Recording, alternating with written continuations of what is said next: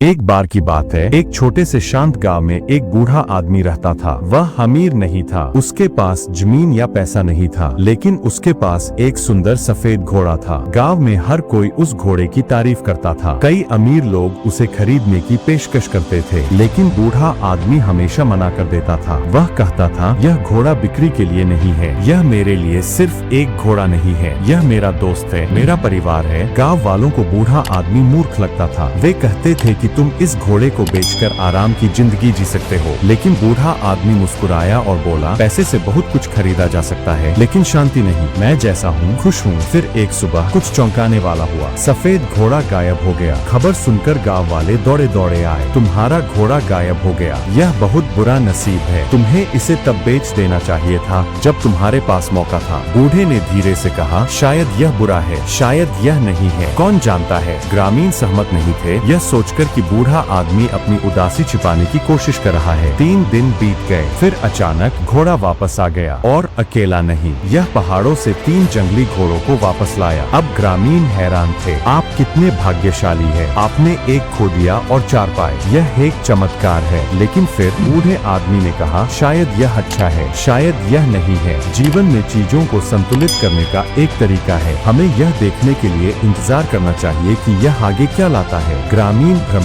थे, लेकिन बूढ़ा आदमी नहीं बदला। वह शांत रहा। अब उसका बेटा, एक युवा मजबूत लड़का, जंगली घोड़ों को प्रशिक्षित करना शुरू कर दिया। वह अपने पिता की मदद करना चाहता था और घोड़ों को उपयोगी बनाना चाहता था। पहले घोड़ा भाग गया, फिर वापस आ गया, और अब आपका इकलौता बेटा घायल है। बूढ़े ने धीरे से कहा, कभी कभी किसी अच्छी चीज का रास्ता दर्द से भरा होता है। हम हमेशा बड़ी तस्वीर नहीं देखते। गाँव वालों ने अपना सिर हिलाया। उन्हें समझ नहीं आ रहा था कि वह इतना शांत कैसे रह सकता है। कुछ हफ्ते बाद राज्य में कुछ भयानक हुआ। युद्ध शुरू हो गया था। राजा के सैनिक गांव में आए और सभी युवकों को सेना में भर्ती होने का आदेश दिया। एक को छोड़कर हर स्वस्थ युवक को ले जाया गया। बूढ़े व्यक्ति का बेटा अपने टूटे पैर के कारण पीछे रह गया। ग्रामीण अब अवाक थे। उन्होंने कहा, आप सही थे, आपके बेटे के टूटे पैर ने उसकी जान बचाई। हमारे सभी बेटे अब खतरे में हैं। बूढ़े ने धीरे से कहा, जीवन हमेशा अच्छे और बुरे, खुशी और दर्द के बीच हम इसे पहले नहीं देख पाते हैं। कहानी का नैतिक, जीवन में चीजें हमेशा उस तरह नहीं होती जैसा हम चाहते हैं। कभी कभी हम कुछ खो देते हैं और टूट जाते हैं। कभी कभी आशीर्वाद समस्याओं के रूप में आते हैं। लेकिन सच्चाई यह है कि जीवन एक पल से बहुत बड़ा है। इस कहानी के बूढ़े व्यक्ति ने क्रोध या उदासी के साथ प्रतिक्रिया नहीं की। उन्होंने शांत रहने, प्रतीक्षा करने और यात्रा पर भरोसा करने का विकल्प चुना। और अंत में सब कुछ समझ में आया। यही संदेश है, परिस्थितियों का बहुत जल्दी आकलन करें। जो अभिशाप जैसा दिखता है वह आशीर्वाद बन सकता है। जो आज आपको चोट पहुंचाता है वह कल आपकी रक्षा कर सकता है। इसलिए विश्वास रखें, मजबूत रहें और हमेशा याद रखें, सब कुछ किसी कारण से होता है।